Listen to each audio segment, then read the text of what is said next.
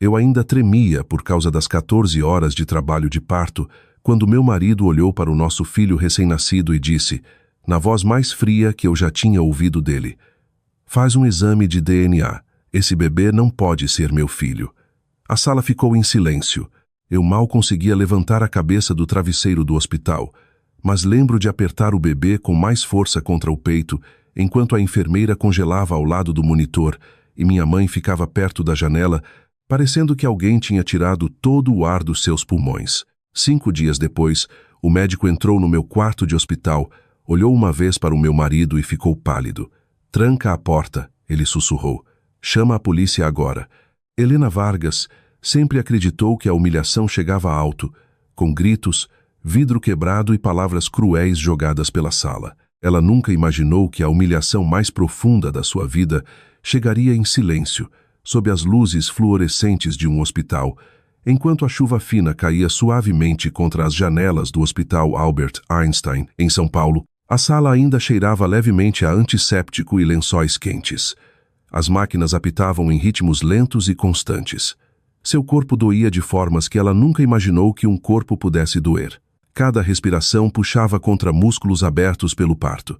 E ainda assim nenhuma daquela dor se comparava ao olhar no rosto de Bruno, enquanto ele encarava o filho deles. Não era confusão, nem choque. Era nojo. O bebê deles tinha apenas 3 minutos de vida. Helena ainda lembrava da enfermeira colocando ele contra o seu peito, os chorinhos trêmulos enchendo a sala enquanto lágrimas rolavam pelo seu rosto. Noah tinha pele quente, cabelinhos loiros macios e olhos azul acinzentados que piscavam devagar sob as luzes fortes. Bruno mal tocou nele. Então veio a frase que destruiu tudo: "Faz um exame de DNA. Esse bebê não pode ser meu filho." No começo, Helena honestamente achou que tinha escutado errado. Sua mente estava enevoada de exaustão e medicamentos. Ela olhou para ele sem expressão, esperando o sorriso que nunca veio. "Bruno", ela sussurrou, fraca. Mas ele deu um passo para trás da cama como se a criança o enojasse. "Não faz isso", ele disse, seco. "Não finge que não sabe o que eu quero dizer." A enfermeira ajustou desajeitadamente o cobertor do bebê e olhou para a porta, claramente querendo desaparecer. A mãe de Helena, Linda, ficou congelada ao lado do sofá, com a bolsa ainda pendurada no ombro, depois de ter corrido para o hospital no meio da tempestade. "Que diabos há de errado com você?" Linda finalmente explodiu. Bruno a ignorou. Seus olhos continuaram fixos em Noah. "Esse bebê não se parece nada comigo." Helena sentiu o estômago cair, não por causa da acusação em si, mas pelo tom calmo com que ele disse aquilo. Pessoas calmas eram perigosas. Pessoas calmas já tinham tomado a decisão. "Bruno", ela sussurrou novamente, lágrimas queimando os olhos inchados. "Eu nunca te traí." Ele deu uma risadinha amarga. As mulheres sempre dizem isso. As palavras doeram mais do que ela esperava, não porque foram altas, mas porque soaram ensaiadas, como algo que ele tinha repetido muito antes de entrar naquela sala. Naquela noite, depois que todos saíram, Helena ficou acordada no quarto escuro do hospital, ouvindo Noah respirar no berço ao lado da cama. A chuva continuava caindo lá fora, cobrindo o estacionamento com um brilho prateado. Bruno nunca voltou para cima.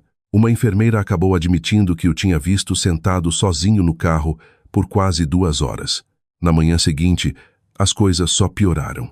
Bruno se recusou a assinar a papelada da certidão de nascimento. Mal olhava para Noah. Cada conversa parecia curta, tensa, envenenada por algo que Helena não conseguia entender completamente. E por baixo da humilhação, por baixo do medo, outro sentimento começou a crescer devagar no peito dela, porque o comportamento de Bruno não parecia impulsivo, parecia preparado. Eles estavam casados há 6 anos. Helena conhecia os hábitos dele. O jeito como ele estalava os dedos quando ficava nervoso. O jeito como evitava contato visual durante discussões. O jeito como a voz dele ficava mais afiada quando mentia. Agora ele mal piscava. No segundo dia após o nascimento, Helena notou ele discutindo baixinho com alguém no corredor. Não conseguiu ouvir todas as palavras pela porta entreaberta, mas pegou o suficiente. "Não aqui", Bruno sibilou. Um homem respondeu baixinho. "Você disse que isso estava resolvido." Helena franziu a testa fracamente da cama do hospital, mas quando chegou à porta, o estranho já tinha sumido. "Quem era esse?" ela perguntou. Bruno nem levantou os olhos do celular. Gente do trabalho no hospital. As pessoas ainda trabalham enquanto você fica deitada na cama, Helena. A crueldade na voz dele a deixou em silêncio. No terceiro dia, a tensão dentro do quarto tinha ficado insuportável. Linda agora odiava Bruno abertamente. As enfermeiras trocavam olhares desconfortáveis sempre que ele entrava. Noah, alheio a tudo, dormia tranquilamente na maior parte do tempo. Então outra coisa estranha aconteceu. Uma enfermeira mais velha chamada Patrícia entrou durante a checagem de sinais vitais da noite de Helena. Parou ao lado da cama, olhou para Noah por um longo momento, depois olhou diretamente para Bruno. Algo mudou na expressão dela. Não era julgamento, era reconhecimento. Só por um segundo. Depois desapareceu. Tudo bem, querida?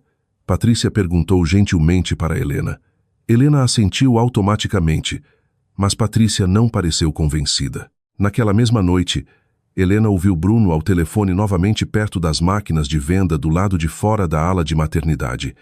Eu disse que vou resolver isso, ele murmurou com raiva. Assim que ela assinar os papéis do refinanciamento, estamos livres. Helena parou gelada atrás da esquina. Refinanciamento.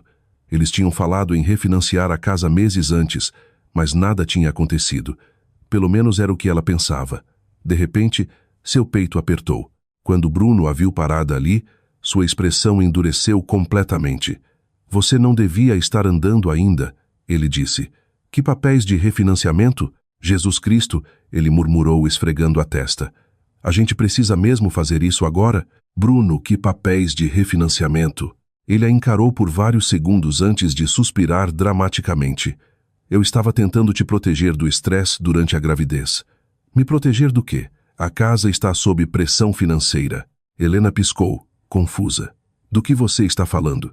A gente está bem. A gente estava bem.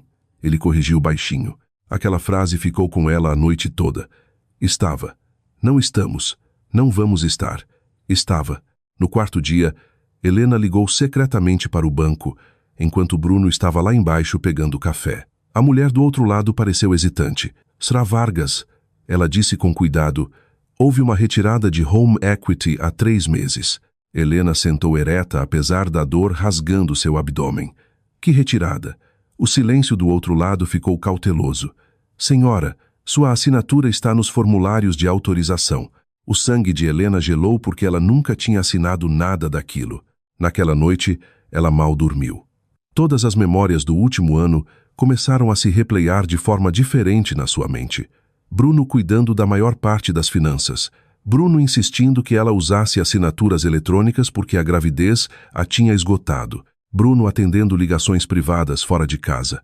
O homem com quem ela tinha se casado, de repente, parecia um estranho usando o rosto do seu marido. Então chegou o 5º dia. A tempestade finalmente tinha passado lá fora.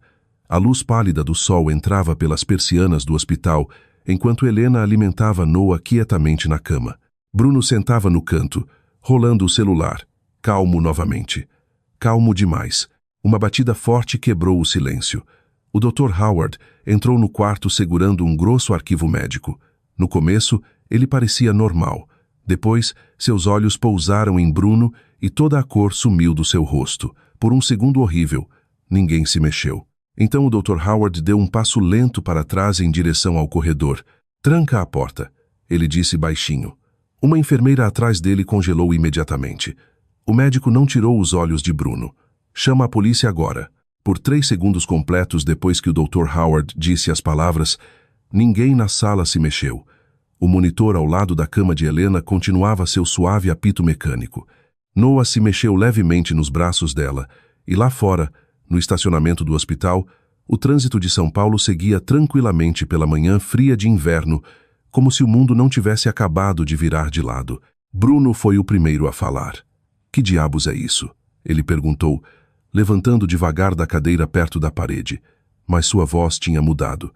A arrogância calma que Helena tinha aguentado por dias tinha sumido de repente, substituída por algo mais apertado, algo afiado e perigoso. O Dr. Howard deu mais um passo para trás no corredor. A segurança já está a caminho, ele disse com cuidado. Helena olhou entre eles, confusa, o pulso martelando dolorosamente contra os pontos no abdômen. Alguém me diz o que está acontecendo. Ninguém respondeu. A mandíbula de Bruno se contraiu uma vez. Depois ele sorriu, uma expressão fina e sem humor que Helena nunca tinha visto antes. Vocês pegaram a pessoa errada. O Dr. Howard não piscou. Acho que não. O silêncio que se seguiu foi insuportável. Então Bruno se moveu rápido. Ele avançou para a porta tão de repente que a enfermeira perto da entrada gritou. O Dr. Howard tropeçou para trás enquanto Bruno o empurrava e entrava no corredor, derrubando um carrinho de suprimentos que bateu violentamente no chão. Bruno! Helena gritou instintivamente. Mas ele nunca olhou para trás. Em segundos, vozes explodiram do lado de fora do quarto. Guardas de segurança gritando, enfermeiras correndo, passos batendo nos pisos polidos do hospital. E então veio o som que Helena lembraria pelo resto da vida. Um taser. Um corpo caindo no chão. Alguém gritando. Mãos atrás das costas. Noah acordou chorando nos braços dela.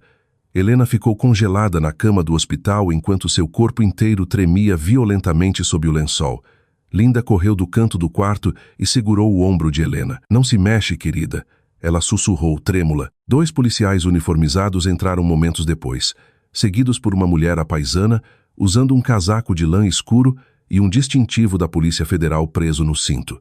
A expressão da mulher suavizou um pouco quando viu Helena segurando o bebê. Será Vargas? Ela perguntou gentilmente. Helena assentiu. A mulher pausou antes de falar, como se escolhesse cada palavra com cuidado. Meu nome é a agente especial Carla Ruiz, da Polícia Federal. A sala girou. Helena honestamente achou que estava alucinando de exaustão. Polícia Federal. A palavra não pertencia à vida dela. Pertencia a programas de televisão, tribunais, documentários de crime, não a alas de maternidade com cobertores em tons pastel e recém-nascidos dormindo. Deve haver um engano, Helena sussurrou automaticamente. A agente Ruiz puxou uma cadeira ao lado da cama. Infelizmente não há. Do lado de fora no corredor, Helena ainda conseguia ouvir gritos abafados e o chiado de rádios. Os dedinhos de Noah se enrolaram instintivamente no tecido da camisola hospitalar, enquanto lágrimas escorriam silenciosamente pelo rosto dela. O que o Bruno fez? A agente trocou um olhar rápido com um dos policiais. Depois fez uma pergunta que fez o estômago de Helena gelar. Há quanto tempo você conhece seu marido como Bruno Keller? Helena gaguejou. Nós estamos casados há 6 anos, e antes disso, namoramos quase 2 anos. A agente Ruiz assentiu devagar. Será Vargas, o homem com quem você se casou, não é Bruno Keller. As palavras caíram mais pesadas que a acusação na sala de parto. Helena olhou sem expressão. Não, ela sussurrou. Isso não é possível. Ruiz abriu uma pasta fina e deslizou uma fotografia por cima do lençol. A foto mostrava Bruno, só que mais jovem, mais magro, ao lado de uma mulher que Helena nunca tinha visto. Abaixo da foto havia outro nome, Rafael Dumont. Helena sentiu o sangue sumir do rosto. Não, ela repetiu, fraca, nós estamos rastreando ele há mais de 4 anos. Ruiz continuou com cuidado. Múltiplas identidades, fraudes financeiras, golpes via transferência, roubo de identidade em vários estados. Linda cobriu a boca de horror. Helena olhou novamente para a fotografia. Os olhos eram os mesmos, a boca, a postura, mas de algum jeito o homem na foto parecia mais frio, mais cruel, como se a versão que sentava ao lado dela todo dia tivesse sido apenas uma fantasia. Ele mirava mulheres com finanças estáveis. Ruiz continuou baixinho. Especialmente mulheres com casas, contas de aposentadoria ou potencial de herança. A respiração de Helena ficou superficial. Nós acreditamos que ele manipulava relacionamentos para ter acesso aos bens financeiros.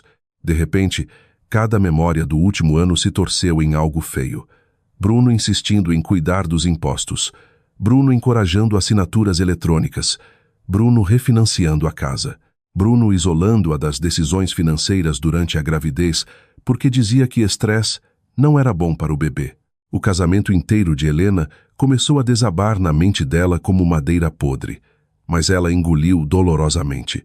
Por que agora? Por que no hospital? O Dr. Howard finalmente deu um passo à frente, segurando o arquivo médico com força contra o peito. Por causa dos exames de sangue, Helena franziu a testa fracamente. Que exames de sangue? O médico hesitou. Quando seu filho nasceu, a triagem rotineira de histórico familiar levantou inconsistências. Seu marido alegou não ter cirurgias anteriores, mas os marcadores médicos sugeriam o contrário. Helena de repente percebeu que nunca tinha questionado isso. O Dr. Howard continuou com cuidado. Havia indícios de uma vasectomia feita anos atrás. Helena olhou para ele. O quê? Nós não entendíamos por que ele escondia isso. A sala embaçou novamente. Mas Noah é filho dele. Helena sussurrou instintivamente. Eu nunca traí. Nós sabemos. A agente Ruiz disse suavemente. Helena olhou para cima bruscamente. A agente assentiu uma vez. Nós já confirmamos a paternidade. Pela primeira vez em 5 dias, Helena sentiu o ar entrar nos pulmões novamente. O alívio bateu tão forte que quase doeu, mas durou apenas segundos. Então por que ele me acusou? Ela sussurrou. Ninguém respondeu imediatamente. E naquele silêncio, Helena entendeu lentamente algo aterrorizante. Porque nunca foi sobre o bebê. A agente Ruiz se inclinou um pouco para a frente. Nós acreditamos que ele pretendia te desestabilizar emocionalmente antes de entrar com pedidos de separação financeira. Helena piscou. O quê? Ele drenou grandes porções dos seus bens conjuntos nos últimos 11 meses. Se você parecesse emocionalmente instável depois do parto, isso fortaleceria a posição legal dele em relação à casa e às contas restantes. Linda xingou baixinho. Helena se sentiu fisicamente enjoada. Ele planejou isso. A expressão de Ruiz endureceu. Acreditamos que sim. Uma vergonha profunda se instalou no peito de Helena. Não porque ela tinha feito algo errado, mas porque ela de repente entendeu o quão completamente tinha confiado em alguém que nunca tinha existido de verdade. Ela pensou em cada jantar de aniversário, cada conversa tarde da noite, cada promessa sussurrada ao lado dela na cama. Tudo ensaiado, tudo calculado.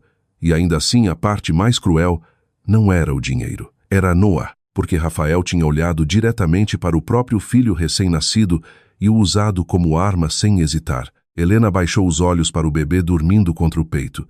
A respiração minúscula de Noah continuava tranquila, inocente, intocada pela feiura que se desenrolava ao redor dele. Ele sabia que o bebê era dele.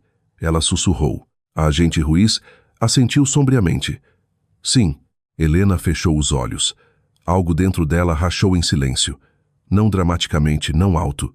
Apenas uma quebra lenta e irreversível de confiança tão profunda que quase parecia física. Horas depois de depoimentos formais e perguntas intermináveis, Helena finalmente ficou sozinha no quarto escuro do hospital enquanto a chuva derretia e pingava lá fora. Linda tinha descido para pegar café. Noah dormia ao lado da cama no berço. A televisão presa perto do teto passava noticiário local com o som baixo. Então, de repente, ela ouviu Rafael Dumont, ainda vestindo o mesmo suéter escuro da sala de parto, algemado, escoltado entre agentes federais pelo estacionamento do hospital. A repórter falava em silêncio sob as legendas rolantes que Helena mal conseguia processar. Suspeito de fraude de identidade preso em hospital de São Paulo. Helena encarou a tela sem piscar. O homem sendo empurrado para dentro do SUV não parecia nada com o marido que ela achava que tinha se casado. E ainda assim, de um jeito dolorosamente quebrado, parecia exatamente o mesmo. Perto do fim da filmagem, Rafael brevemente levantou a cabeça para as câmeras. Por um segundo gelado, seus olhos encontraram a lente. Frios, vazios e completamente sem medo. Helena de repente percebeu algo aterrorizante. A prisão não era o fim do seu pesadelo. Era apenas o momento em que ela finalmente descobriu o nome verdadeiro dele. Quando Helena Vargas saiu do hospital Albert Einstein, a história já tinha se espalhado por São Paulo. Não a história completa, claro. O Brasil raramente esperava pela história completa. Naquele momento, os canais de notícia locais tinham reduzido a vida dela a manchetes dramáticas e imagens granuladas de fora do estacionamento do hospital. Polícia Federal prende suspeito de fraude na ala de maternidade. Mulher descobre identidade secreta do marido após o parto. Todo caixa de supermercado parecia carregar sua humilhação ao lado de fofocas de celebridades e escândalos políticos. Estranhos a reconheciam em cafeterias, até durante as consultas pediátricas de Noah. Alguns olhavam com simpatia, outros com curiosidade, alguns com julgamento. Esses eram os piores. Helena aprendeu rapidamente que a simpatia pública tinha limites, especialmente para mulheres que o Brasil considerava confiantes demais. Sempre havia uma acusação invisível escondida por baixo da gentileza das pessoas. Como você não percebeu? A verdade era simples, porque o amor muda a forma como as pessoas interpretam o perigo, especialmente pessoas solitárias, especialmente pessoas esperançosas. O primeiro mês após a prisão de Rafael quase a destruiu. Fisicamente, ela ainda se recuperava do parto. Emocionalmente, sentia como se alguém tivesse arrancado a pele de toda a sua vida e exposto cada nervo por baixo. Algumas manhãs ela acordava em pânico porque brevemente esquecia tudo o que tinha acontecido. Depois a realidade voltava de uma vez, pesada e sufocante. A situação da casa estava ainda pior do que a Polícia Federal inicialmente acreditava. Rafael tinha secretamente pegado empréstimos contra a casa várias vezes usando assinaturas eletrônicas forjadas. Quase 80% das economias de Helena tinham desaparecido por contas fantasmas que ela não entendia. Cartões de crédito, que ela nunca abriu, apareceram em seu nome. Cobradores de dívida começaram a ligar antes mesmo de Noah completar 3 semanas. E então veio a humilhação social.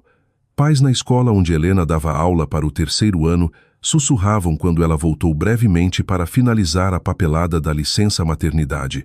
Uma mulher perto da máquina de café baixou a voz e murmurou: "Coitado do bebê." Outra respondeu baixinho: "Ainda assim tinha que ter sinais." Helena ouviu cada palavra. Em casa, as coisas não estavam muito melhores. Linda tentava ajudar, mas a preocupação a tinha deixado afiada, alguém constantemente irritada. Ela xingava Rafael todos os dias, ameaçava processos que não podia pagar e chorava sempre que achava que Helena não estava olhando. Enquanto isso, a mãe de Rafael, embora Helena ainda lutasse para pensar nela por aquele nome, deixava recados cada vez mais hostis. "Você envergonhou nossa família publicamente. Você arruinou a vida dele. Você devia ter ficado ao lado do seu marido." A crueldade quase impressionava Helena às vezes. Mesmo agora, as pessoas encontravam formas de culpar a mulher sangrando na cama do hospital, em vez do homem cometendo crimes federais. Ainda assim, a solidão permanecia a parte mais difícil. À noite, depois de alimentar Noah, Helena muitas vezes sentava sozinha na sala de estar escura, olhando para a rua residencial quieta lá fora, a casa que Rafael quase tinha roubado dela. O inverno lentamente amoleceu para o começo da primavera. A chuva parou de cair com tanta força nas calçadas. Vizinhos passeavam com cachorros sob pores do sol pálidos de São Paulo, enquanto a vida dela permanecia suspensa em medo e papelada jurídica. Ela parou de se reconhecer. Então, numa terça-feira à tarde, a agente especial Carla Ruiz bateu na porta da frente dela carregando 2 bandejas de café e uma pasta grossa de papel pardo. "Você está péssima", Ruiz disse honestamente quando Helena abriu a porta. Helena quase riu. "Tão óbvio assim?" Ruiz entrou, olhou para o monitor do bebê dormindo na bancada da cozinha. Depois entregou um café para Helena. "Para constar", a agente disse, "isso não é crítica. Toda mãe recente parece exausta. A maioria só não tem investigações federais de fraude acontecendo ao mesmo tempo." Helena deu um sorriso cansado pela primeira vez em semanas. Ruiz sentou na mesa da cozinha e abriu a pasta devagar. "Tem uma coisa que preciso te mostrar." Dentro havia fotografias. Mulheres, idades diferentes, cidades diferentes, origens diferentes. Uma em Belo Horizonte, outra em Curitiba, uma em Recife e uma mulher em Porto Alegre segurando a mão de uma menininha. O estômago de Helena apertou. "O que é isso?" "Vítimas", Ruiz respondeu baixinho. "Pelo menos as que identificamos até agora." Helena olhou novamente.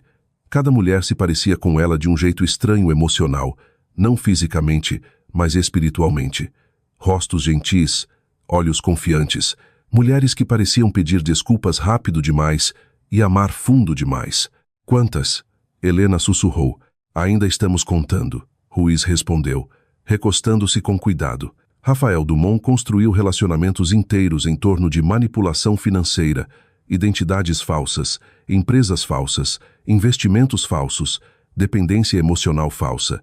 Helena encarou as fotografias e a menininha. A expressão de Ruiz escureceu um pouco. "Essa é a filha dele.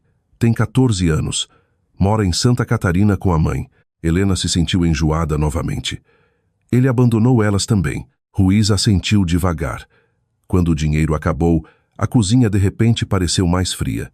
Helena olhou para o monitor do bebê, onde Noah dormia lá em cima no berço, inconsciente de que a vida do pai dele tinha se estilhaçado por metade do país como vidro quebrado. Ele vai fazer isso para sempre, não vai?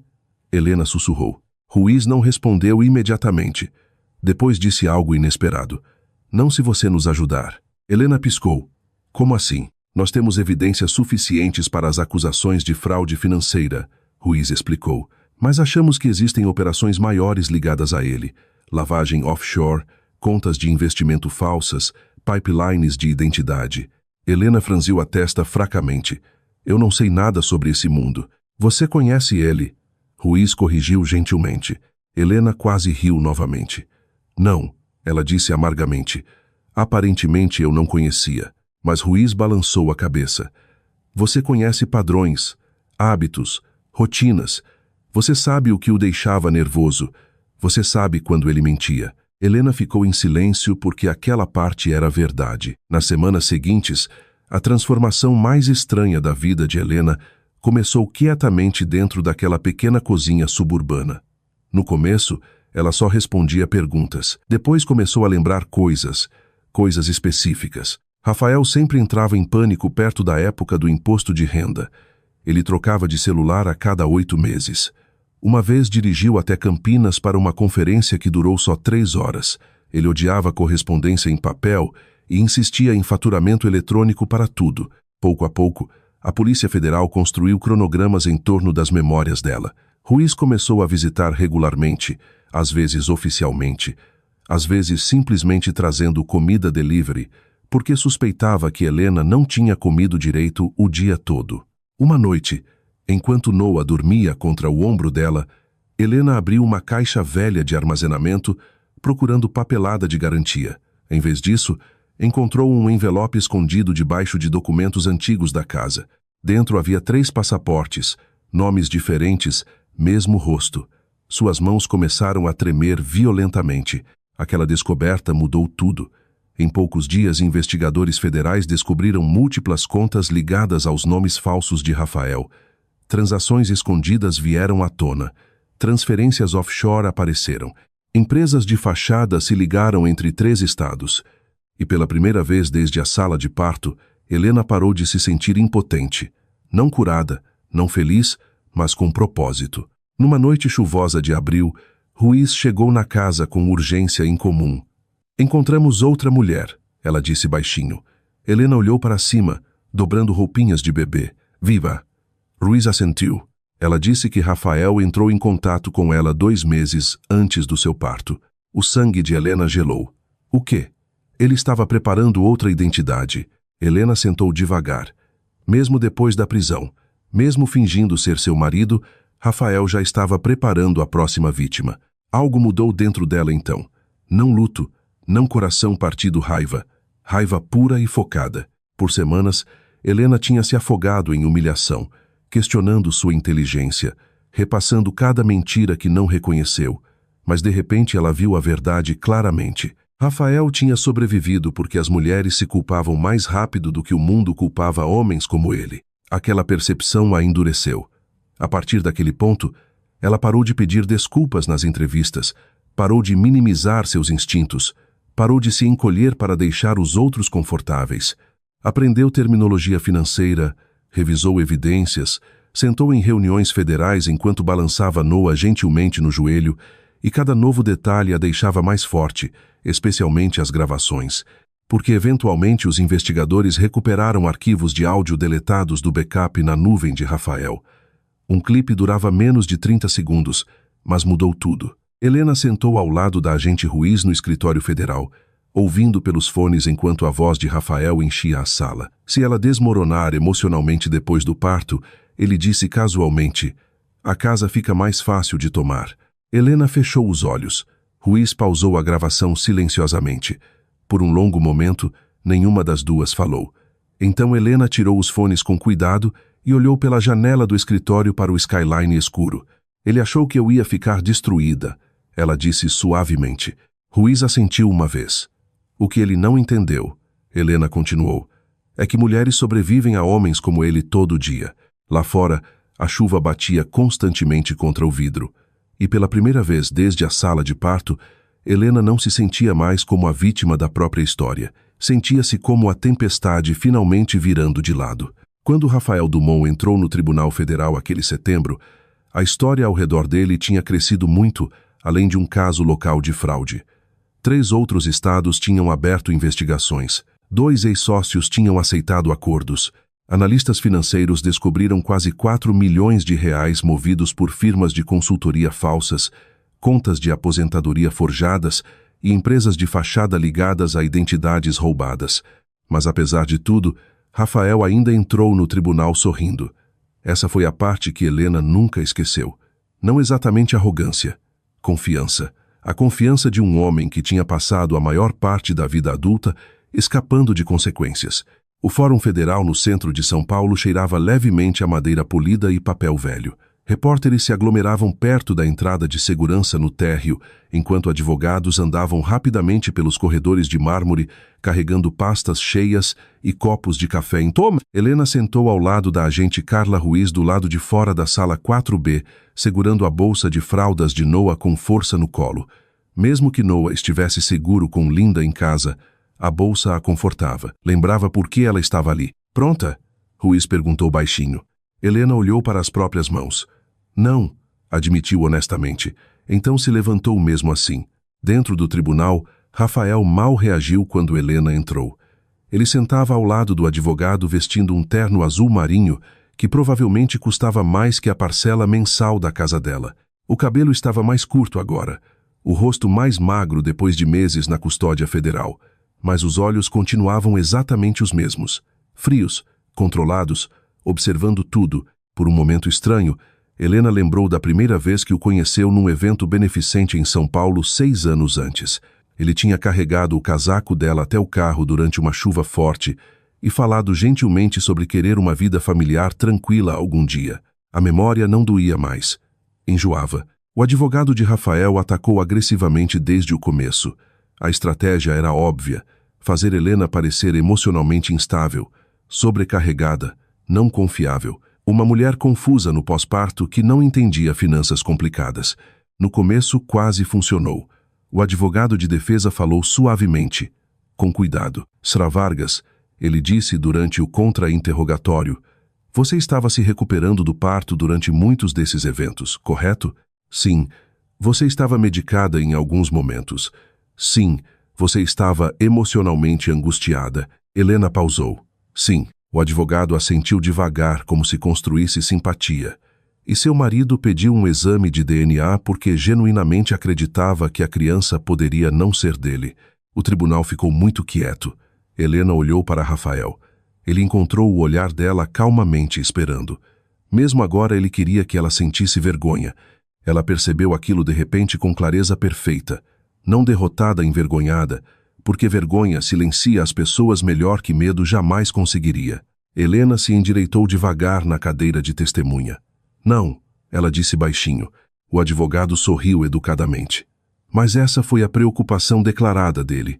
Não, Helena repetiu. Essa foi a estratégia dele. Uma leve mudança percorreu o tribunal. O sorriso do advogado apertou um pouco. Sra. Vargas, você está sugerindo que meu cliente fabricou deliberadamente preocupações sobre paternidade? Helena se virou para o júri.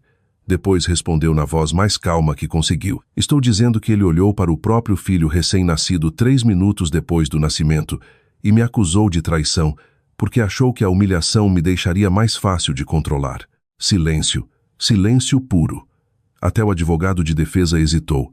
E pela primeira vez naquela manhã, Rafael pareceu irritado só brevemente, mas Helena viu. O caso da promotoria ficou devastador depois disso. Uma testemunha após a outra desmontou a vida que Rafael tinha construído através de mentiras. Um contador forense explicou as empresas de fachada. Um analista digital detalhou assinaturas forjadas e transferências financeiras manipuladas. Mulheres de Minas Gerais, Paraná e Pernambuco testemunharam remotamente sobre relacionamentos assustadoramente parecidos com o de Helena. O charme, a dependência emocional, o enredamento financeiro, a traição. Uma mulher chorou ao descrever como Rafael desapareceu depois de drenar o seguro de vida do falecido marido dela. Outra admitiu que quase perdeu a guarda dos filhos depois que ele destruiu o crédito dela e sumiu. Helena observou o júri com atenção durante cada depoimento. No terceiro dia, vários jurados já não olhavam para Rafael com curiosidade. Olhavam com repulsa. Ainda assim, o momento mais poderoso chegou inesperadamente. O procurador federal Benjamin Keller ficou diante do tribunal segurando uma transcrição impressa. Meritíssimo, ele disse. O governo gostaria de introduzir evidência de áudio recuperada do arquivo criptografado na nuvem do réu. Rafael finalmente reagiu visivelmente. Não pânico, mas tensão. Seu advogado imediatamente objetou, claro, argumentando contexto, admissibilidade, autenticação. O juiz rejeitou. Helena sentiu o pulso acelerar. Keller apertou um botão ao lado do monitor de evidências. A voz de Rafael encheu os alto-falantes do tribunal. Clara, calma, cruel. Se ela desmoronar emocionalmente depois do parto, ele disse casualmente, a casa fica mais fácil de tomar. Ninguém se mexeu. A gravação continuou. Ela confia em mim completamente mesmo assim. Uma segunda voz masculina riu baixinho. Então Rafael acrescentou a frase que destruiu qualquer simpatia que restava na sala. Mulheres como ela sempre confiam. O áudio terminou e de repente o tribunal inteiro pareceu mais frio. Helena não olhou para Rafael imediatamente. Em vez disso, observou o júri. Uma mulher mais velha no final da fila tirou os óculos devagar e encarou a mesa da defesa com nojo visível. Um jurado mais jovem balançou a cabeça levemente. Alguém na galeria sussurrou. Meu Deus. Só então Helena finalmente se virou para Rafael. Pela primeira vez desde o quarto do hospital, ele parecia inseguro. Não arrependido, não triste, só irritado porque o controle estava escapando. O veredito chegou 2 dias depois. Culpado em múltiplas acusações de estelionato, roubo de identidade, manipulação financeira e lavagem de dinheiro. Rafael demonstrou quase nenhuma emoção enquanto as acusações eram lidas.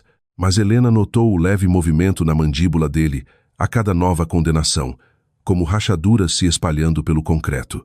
Depois veio a sentença à prisão federal, tempo suficiente para que Noah se tornasse um homem adulto antes que Rafael Dumont voltasse a andar livre novamente.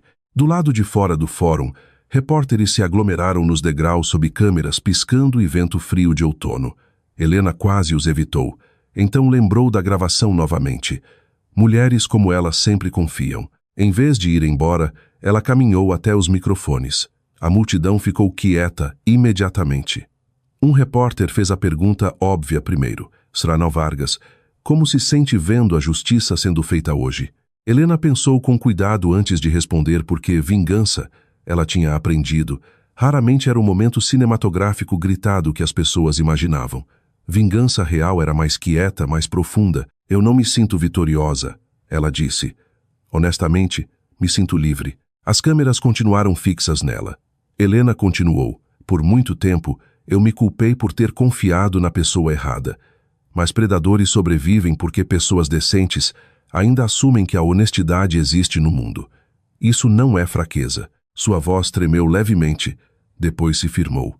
A vergonha pertence à pessoa que manipula a confiança, não à pessoa que a ofereceu sinceramente. Em algum lugar atrás dos repórteres, Carla Ruiz sorriu levemente. Então outra voz chamou o nome de Helena. A mãe de Rafael estava perto dos degraus do fórum, segurando um lenço e tremendo as mãos. Parecia mais velha agora, de algum jeito menor que a mulher furiosa dos recados de voz. Helena enrijeceu instintivamente, mas ela se aproximou devagar, olhos vermelhos de lágrimas. Eu te devo um pedido de desculpas, ela sussurrou. Helena não disse nada. A boca dela tremeu. Eu sabia que tinha algo errado com ele anos atrás. Admitiu baixinho, e continuei fingindo que não. A honestidade bateu mais forte que desculpas teriam batido. Lágrimas encheram os olhos dela. Você e aquele bebê mereciam coisa melhor. Helena olhou para ela por um longo momento. Depois assentiu uma vez, quietamente. Não perdão, não reconciliação, apenas reconhecimento, porque cura não exigia reabrir todas as feridas. Enquanto os agentes federais escoltavam Rafael para o veículo de transporte, ele brevemente virou a cabeça para Helena uma última vez. A velha versão dela poderia ter desviado o olhar. Essa versão não. Ela sustentou o olhar dele calmamente, enquanto o vento frio de São Paulo varria a praça do Fórum, sem medo, sem vergonha. E em algum lugar por trás de toda a dor que ele causou, Rafael finalmente pareceu entender algo. A mulher que ele tentou destruir tinha sobrevivido a ele. Esse era o único desfecho que ele nunca tinha planejado. 1 ano depois do julgamento, Helena Vargas estava sob cordões de luzes âmbar no ginásio da escola estadual, enquanto crianças com coroas de folhas de papel corriam rindo entre mesas dobráveis cobertas de doces e abóboras de papel. Lá fora, em outubro, a chuva batia suavemente contra as janelas. Dentro da noite anual de família de primavera da escola, vibrava com o tipo de felicidade comum que Helena uma vez acreditou ter perdido para sempre. Noah sentava no quadril dela, vestindo um suéterzinho tricotado que Linda tinha feito à mão. Os cabelinhos loiros dele agora cacheveiam levemente perto das orelhas, e a cada poucos minutos ele apontava animado para as outras crianças, como se estivesse desesperado para se juntar a elas, apesar de ser novo demais para entender os jogos. Helena beijou o lado da cabeça dele distraidamente. 1 ano antes, ela tinha saído do Tribunal Federal emocionalmente vazia, fisicamente exausta e aterrorizada sobre como reconstruir uma vida que tinha sido desmontada financeiramente e psicologicamente peça por peça. Agora, de algum jeito, ela estava de pé novamente, não perfeitamente, não curada magicamente, mas honestamente de pé. A recuperação, ela aprendeu, não acontecia de uma vez. Chegava quietamente através da repetição. Pagar contas em dia, dormir a noite toda novamente, rir inesperadamente de coisas pequenas, perceber que tinha passado várias horas sem pensar na pessoa que a machucou. A casa agora era dela. Depois da condenação, equipes de recuperação de bens federais conseguiram reaver uma grande porção dos fundos roubados. Não tudo, mas o suficiente para estabilizar sua vida. A hipoteca foi renegociada. As dívidas fraudulentas foram quitadas. Seu crédito se recuperou lentamente. Mas a coisa mais importante que Helena recuperou era mais difícil de medir: o próprio julgamento. Por meses após a prisão de Rafael, ela questionou cada instinto que já tinha confiado. Repassava conversas obsessivamente, procurando sinais de alerta perdidos, se perguntando se simplesmente tinha sido tola desde o começo. A terapia mudou isso, assim como a maternidade, porque Noah dependia completamente dela, e crianças têm um jeito estranho de forçar os adultos de volta ao momento presente. Bebês não se importam com humilhação ou traição. Eles precisam de calor, mamadeiras, roupas limpas, canções de ninar. Precisam de alguém que fique. Helena se tornou essa pessoa todos os dias, e em algum ponto do caminho, ela parou de se definir pelo que tinham feito com ela. Perto da mesa de refrescos, o diretor acenou calorosamente. "Você volta em tempo integral depois do Natal?" ele perguntou. Helena sorriu. "Esse é o plano." "Ótimo," ele disse gentilmente. "Os alunos do 3º ano têm perguntado de você há meses." Ela riu baixinho. "Não sei se isso é um bom sinal." "É sim," o diretor garantiu. "Crianças sabem quem as faz se sentir seguras." A frase ficou com ela depois que ele foi embora. Seguras. Durante a maior parte do casamento, Helena tinha confundido aparências calmas com segurança. Rafael entendia isso. Homens como ele geralmente entendiam. Eles aprendiam a imitar estabilidade enquanto criavam dependência silenciosamente por baixo. Segurança real. Helena eventualmente percebeu, parecia muito diferente.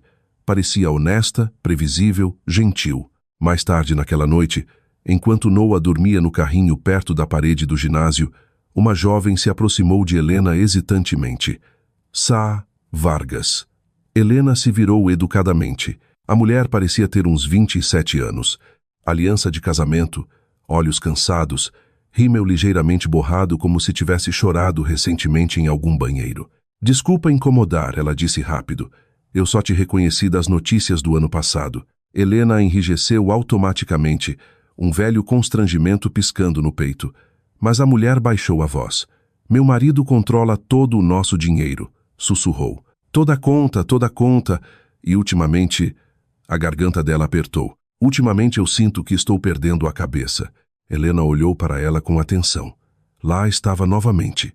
Aquele mesmo olhar que tinha visto nas fotografias que a agente Ruiz mostrou primeiro. Mulheres inteligentes se afogando em dúvida própria porque alguém se beneficiava da confusão delas.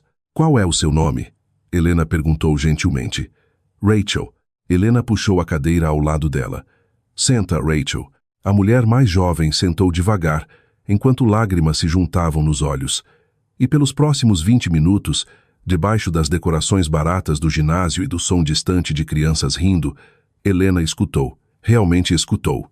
Sem julgamento, sem superioridade, apenas compreensão. Naquela altura, Helena já tinha começado a se voluntariar 2 vezes por mês num centro de apoio a mulheres em São Paulo. No começo, ela só falava sobre alfabetização financeira e conscientização sobre fraudes. Eventualmente, o trabalho se tornou algo mais profundo. Ajudar mulheres a reconhecerem a manipulação antes que ela destruísse completamente o senso de si mesmas. A vingança que as pessoas imaginavam geralmente envolvia colapso dramático, humilhação pública, dor retornando perfeitamente para a fonte. Mas vingança real, Helena aprendeu, era frequentemente mais quieta que isso. Vingança real era se tornar o tipo de pessoa que podia puxar alguém para fora da escuridão que você mesma sobreviveu. Semanas depois, pouco antes do Natal, Helena recebeu uma carta postada de uma prisão federal em Minas Gerais. Ela reconheceu a caligrafia imediatamente. Seu estômago apertou antes mesmo de abrir. Rafael. A carta tinha apenas 2 páginas, sem pedidos de desculpas, sem remorso genuíno, na maior parte explicações disfarçadas de reflexão à linguagem de um homem ainda tentando controlar como as pessoas se lembravam dele. Perto do fim veio o verdadeiro motivo da carta. Gostaria de conhecer meu filho algum dia. Helena encarou a frase por um longo tempo. Do lado de fora da janela da cozinha, neve fina não. Chuva fina caía devagar pela rua residencial quieta. Noah sentava na cadeirinha alta ali perto, esmagando pedaços de banana felizmente na bandeja, enquanto música de desenho animado tocava baixinho ao fundo. Por um momento perigoso, culpa a tocou. Não culpa romântica, culpa maternal. O medo de que um dia Noah pudesse ressentir dela por manter o pai afastado. Depois ela lembrou da sala de parto, da acusação, da humilhação calculada, da gravação. Se ela desmoronar emocionalmente depois do parto, a casa fica mais fácil de tomar. Helena dobrou a carta com cuidado e colocou de volta no envelope. Algumas pessoas confundiam perdão com acesso. Não eram a mesma coisa. Na manhã seguinte, ela enviou uma resposta curta, através do conselheiro prisional de Rafael. Noah é amado, protegido e seguro. Isso é suficiente. Depois, ela se sentiu estranhamente em paz. Não triunfante, não com raiva, simplesmente certa. Em dezembro, a vida tinha se acomodado em algo lindamente comum. Manhã cedo, deixar na creche, reuniões de pais e professores, café requentado 3 vezes antes de terminar. Linda visitava constantemente, mimando Noah sem vergonha e fingindo não chorar sempre que ele estendia os braços para ela. A agente Carla Ruiz também checava de vez em quando, embora eventualmente as conversas se tornassem menos sobre casos e mais sobre a vida. Numa tarde de chuva, Ruiz admitiu baixinho durante o almoço. Sabe, a maioria das pessoas não sai de algo assim ainda capaz de confiar em alguém. Helena pensou naquilo com cuidado. Depois olhou para Noah colorindo ao lado da janela do restaurante. Eu não acho que confiança seja o problema, ela disse suavemente.